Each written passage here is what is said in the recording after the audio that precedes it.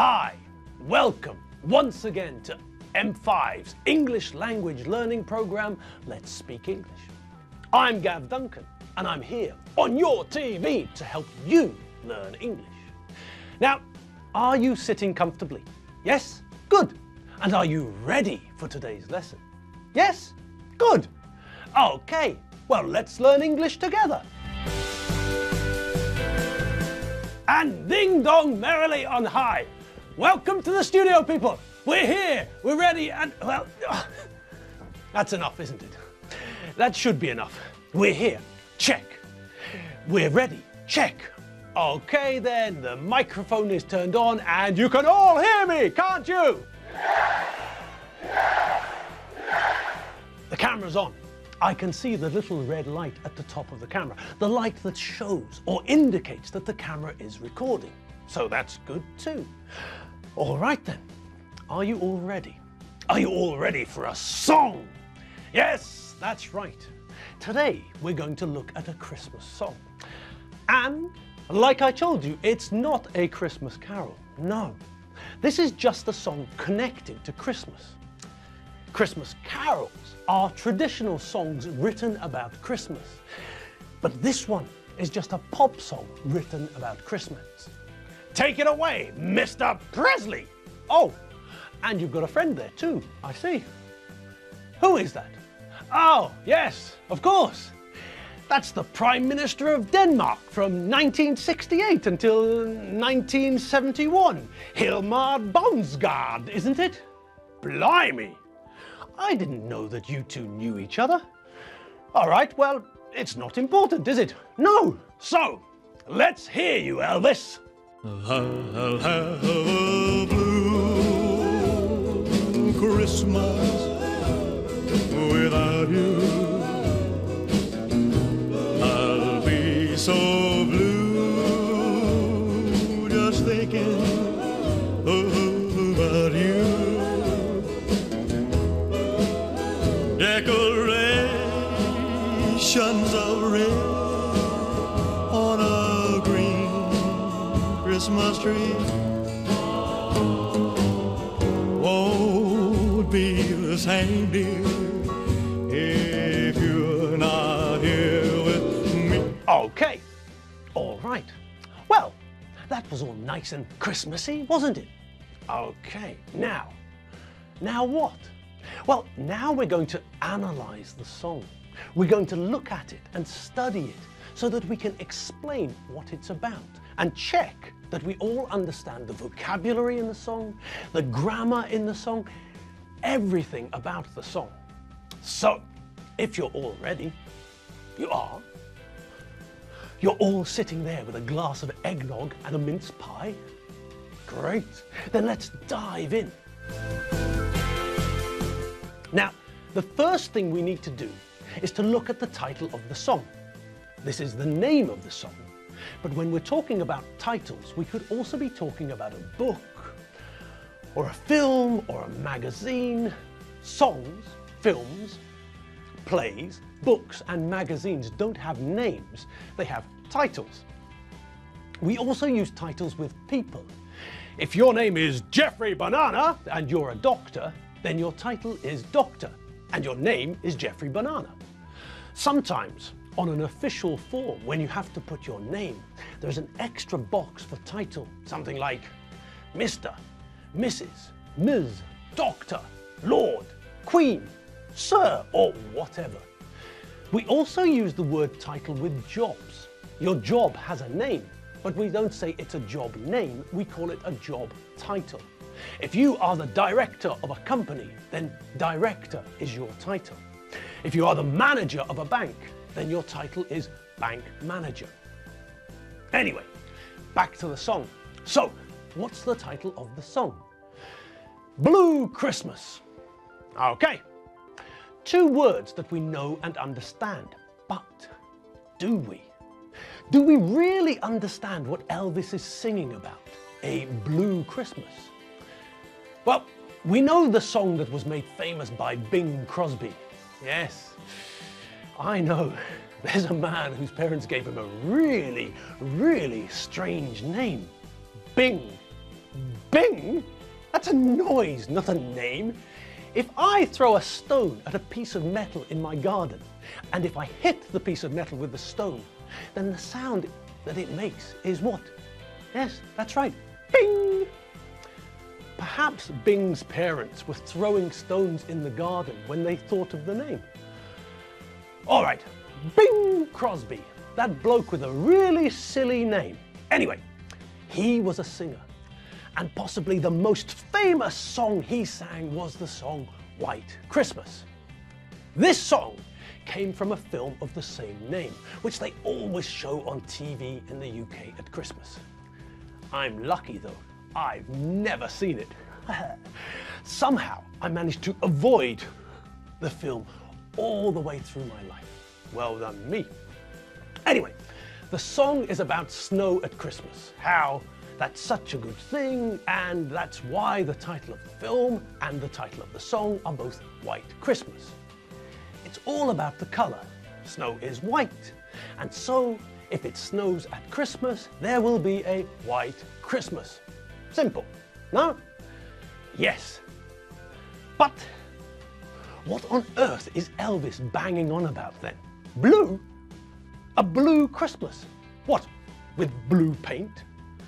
Or does he mean that the skies will be a nice blue? Well, that's not too likely, is it? I mean, not in the Northern Hemisphere. For us, in this half of the world, Christmas is in the winter and, well, blue skies are more common in the summer, aren't they? Okay, so I can tell you now that Elvis isn't singing about the colour blue. He's not singing about the colour of the sky, and he's not suggesting that we buy each other blue paint as presents. This is a different meaning of the word blue. This is connected to the idea of blues music. This idea of blue is an informal meaning, and it's an adjective. It means sad. Blue, sad, depressed, melancholy. So when people sing the blues, for example, they're normally singing about things that make them feel sad or depressed or melancholy. Listen to this classic song from B.B. King, possibly the best known blues musician in the world. Nobody loved me but my mother, and she could be jiving too.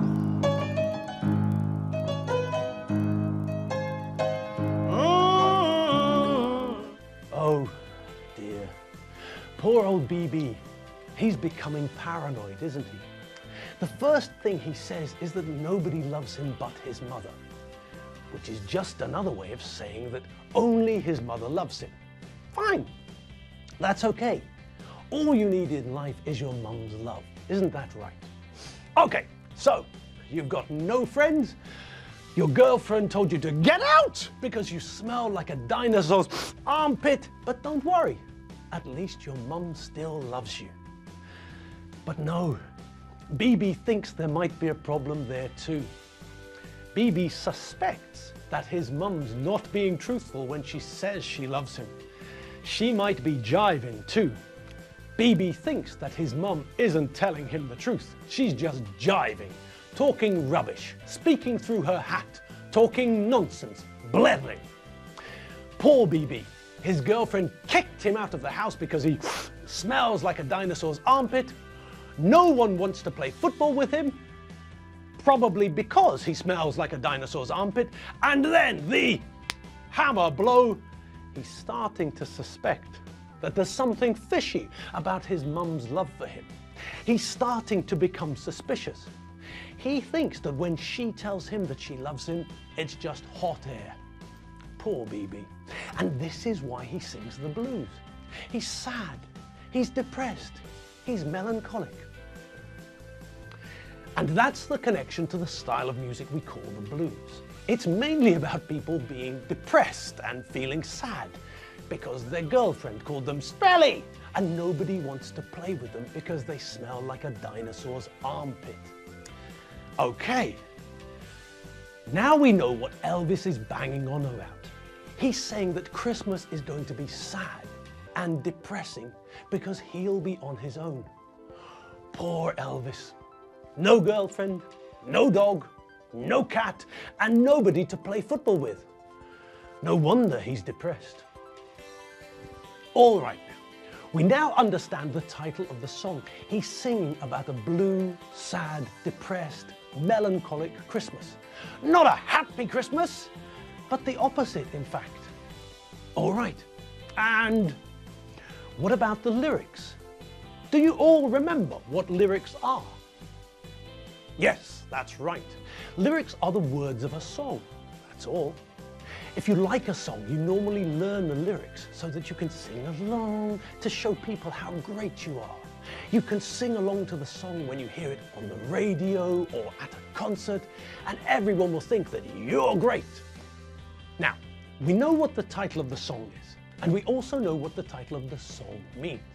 So, let's have a look at the lyrics and see if there's anything we don't understand in there, okay? Okay, line 1. What have we got?